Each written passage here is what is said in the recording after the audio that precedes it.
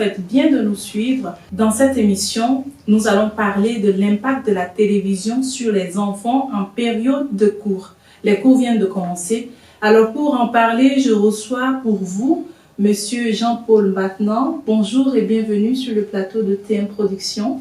Bonjour. Nous allons parler avec vous de l'impact de la télévision sur les enfants.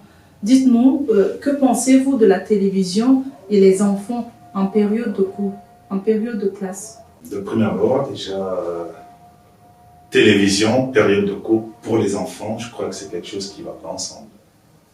C'est quelque chose qui ne va pas ensemble en ce sens que tout ce qu'on diffuse comme programme au niveau des télévisions, ça dépend que ce soit des chaînes internationales ou des chaînes locales. Très peu sont les programmes qui correspondent effectivement aux programmes qui sont diffusés pour permettre à l'enfant d'apprendre plus en période des cours. Donc, s'il faut répondre à la question de façon directe, moi je dirais que télévision pour les enfants en période des cours, non. Mais s'il faut peut-être accorder un petit moment de télévision pour un enfant qui va à l'école, il faudra peut-être penser au week-end. Et on oublie souvent aussi que ce sont les parents qui dictent un peu les règles à la maison. Et si les parents considèrent qu'ils ont encore quelque chose à dire, en mon sens, il serait bon de mettre en place avec les enfants un programme de suivi de télé. Et de préférence, comme je le disais tout à l'heure, il est souhaitable que l'enfant puisse avoir droit à la télévision que les week-ends. C'est vrai que parfois les dessins animés peuvent contribuer d'une façon ou d'une autre à l'éducation. Ça peut participer peut-être à l'éveil, l'éveil de l'enfant, mais à son éducation, je ne pense pas. Parce que généralement, ce sont des histoires qui relatent un peu le vécu de la période enfantine. Et du coup, ça ne peut pas apporter quelque chose à l'éducation. Sincèrement, comment peut-on comprendre qu'un enfant qui, une fois avoir fini à l'école, doit normalement se trouver devant ses cahiers pour les devoirs? Parce qu'il y a des devoirs. À part les devoirs, si on n'en a pas, c'est la discussion que j'ai souvent avec mes enfants. Je leur dis souvent, si vous n'avez pas de devoirs, vous avez vos leçons à réviser.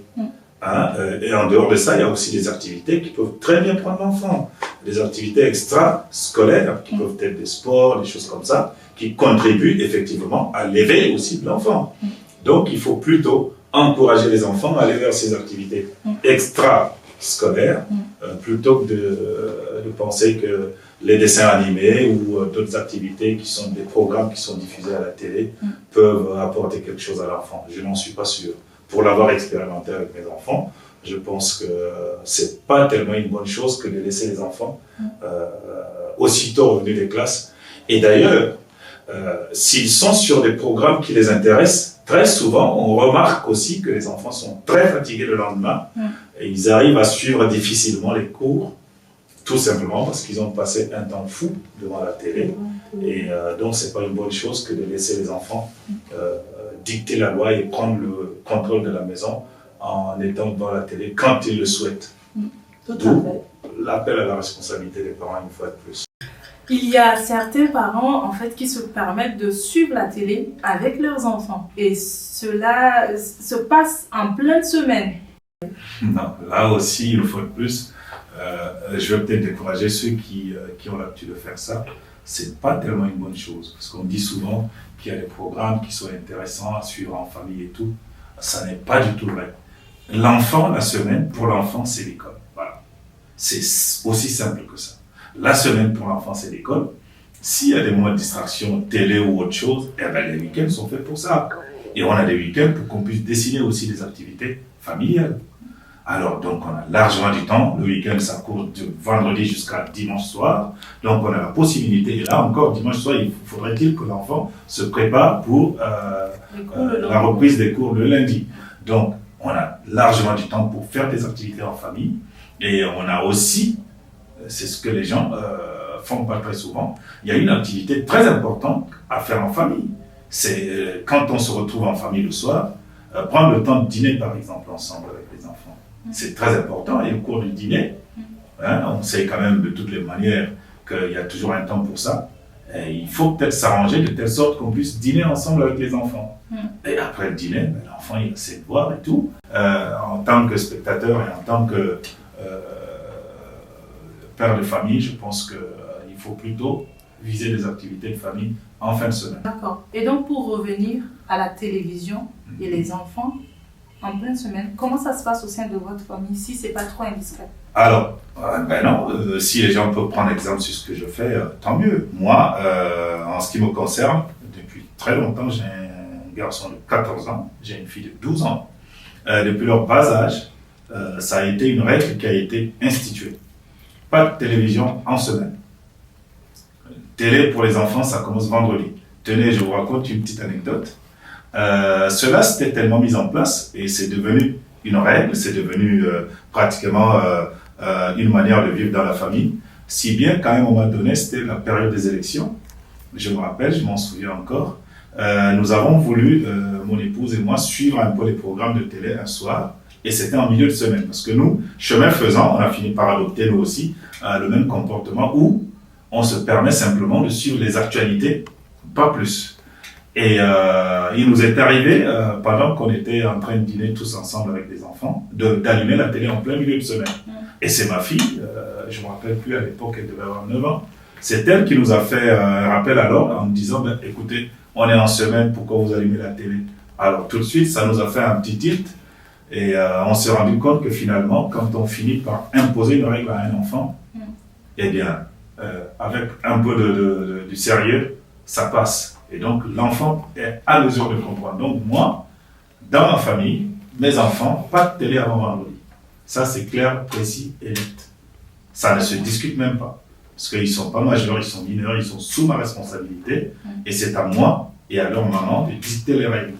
Ils doivent s'y conformer. Moi, c'est tout. Mesdames et messieurs, je pense que vous pouvez bien partir de l'exemple de monsieur Jean-Paul, qui est père de famille, pour améliorer les résultats de vos enfants, par exemple, s'ils sont très habitués à la télé en pleine semaine, en pleine période de classe, cela peut jouer sur les résultats scolaires. Et donc, pour conclure, la télévision, est-ce que ça peut être perçu comme un couteau à double tranchant, on va dire? Oui, on peut dire ça comme ça. Pour celui qui laisse un peu une situation laxiste au niveau de sa famille en termes de surveillance dans les programmes de télé, ça peut être fortement très grave pour la famille parce que, vous savez, la télé, c'est comme une drogue pour les enfants. Une fois qu'ils sont accros, c'est très difficile de les en retirer. C'est pour cela que, dès le départ, il faut que les règles soient claires. Et il y a même certaines personnes qui, je ne sais pas, pour faire plaisir, semble-t-il, à l'enfant, se permettent même de leur mettre une télévision dans leur chambre. Alors, si on n'est pas dans la même chambre avec l'enfant, comment on peut en avoir le contrôle? Et même des programmes qui ne sont pas autorisés au niveau des mineurs, ou selon un certain âge, l'enfant, s'il est seul dans sa chambre avec un téléviseur, il peut se permettre tout. Il peut se permettre de regarder les programmes qui ne sont pas de son âge et tout. Et donc, voilà. Donc, en pensant peut-être faire plaisir, on peut, en ce moment-là, il n'y a qu'à voir simplement au niveau des résultats, comme vous l'avez énoncé tout à l'heure.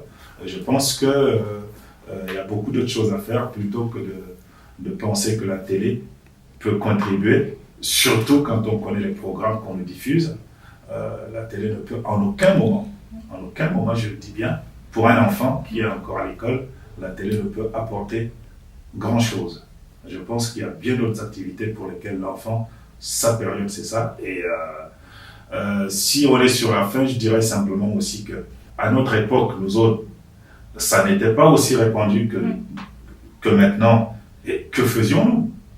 Et pourtant, maintenant, quand on voit, soit on est devenu super intelligent et on considère que ce qui se passe dans les programmes scolaires maintenant sont vraiment d'une légèreté absolue. Et on constate tout simplement que le fait de parler de baisse de niveau est une réalité.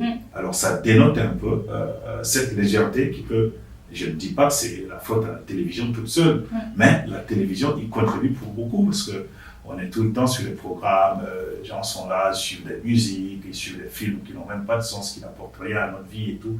Mais nous, à notre époque, où dans certaines familles, il n'y avait même pas de télé, on attendait les week-ends pour aller chez le voisin qui en avait. Et on avait de bien meilleurs résultats qu'on ne le constate de nos jours. Alors, c'est déjà un élément qui peut nous montrer la suffisance que il faut dicter les règles, il faut que ces règles soient édictées et de façon claire avec les enfants, surtout quand c'est les mineurs. Et on peut reprendre aussi notre rôle de parent à ce niveau-là, plutôt que de laisser les enfants imposer leurs lois et puis sous prétexte qu'on leur fait plaisir et on les laisse aller à l'essentiel qui les concerne. Et puis les résultats sont là pour les prouver. Merci. C'est tout pour cette émission. Merci de nous avoir suivis. À bientôt pour un autre numéro.